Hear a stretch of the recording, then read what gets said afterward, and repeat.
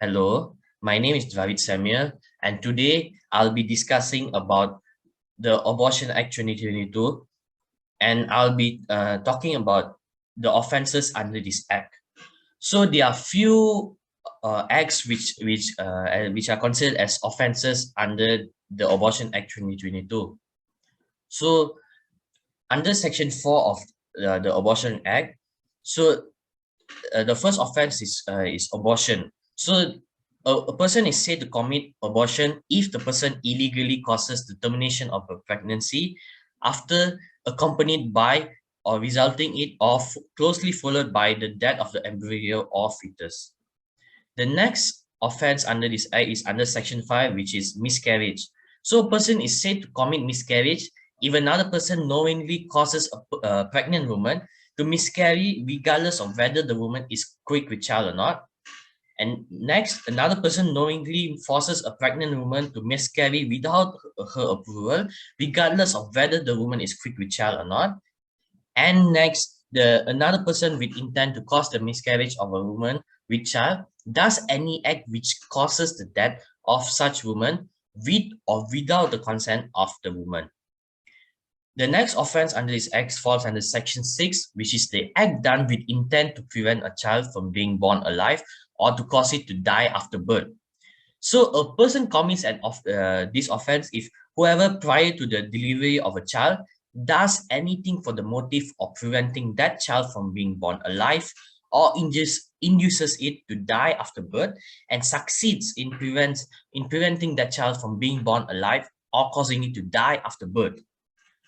And the last offense under this act falls under Section 7, which is causing death of a quick unborn child by an act amounting to culpable homicide.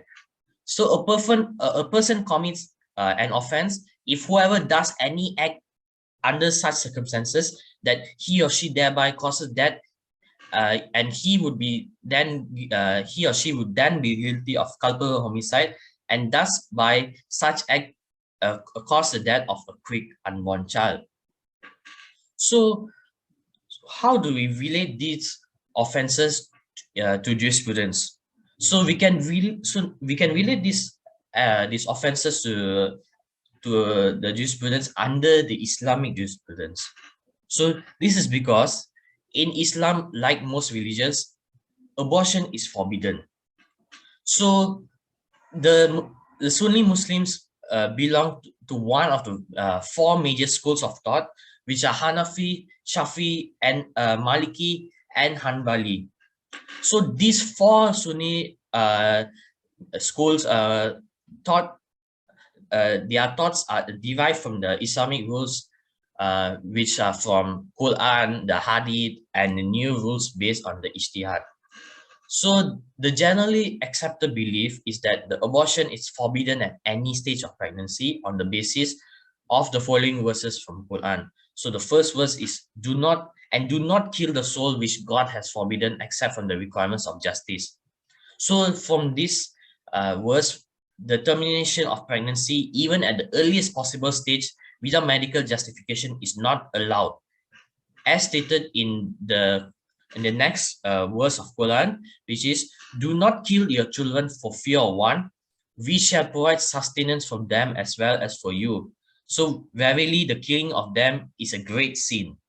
So the Hanafi and many Shafi schools state that abortion is permissible until the end of 4 months only if one has legitimate grounds for abortion, while the Maliki and the Hanbali schools state that abortion is permissible at the request of both the parents for up to 40 days with legitimate cause.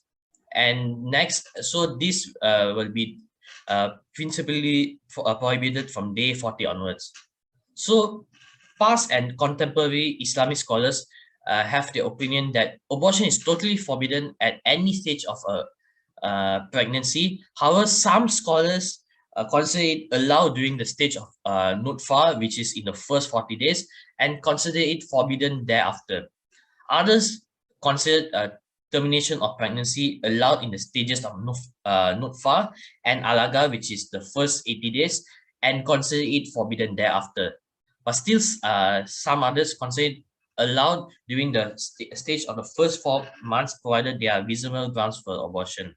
However, there is now a large evidence which indicates that the pain and suffering which is experienced by the mothers of the anomalous fetus, because they did not undergo the termination of pregnancy due to cultural reasons, or because they were delayed and could not perform a termination of pregnancy before the 120th day of pregnancy. So because of this, Islam now allows termination of pregnancy under only under certain conditions if the pregnancy has not progressed beyond the 120th day of pregnancy, which is also referred as the day of ensoulment.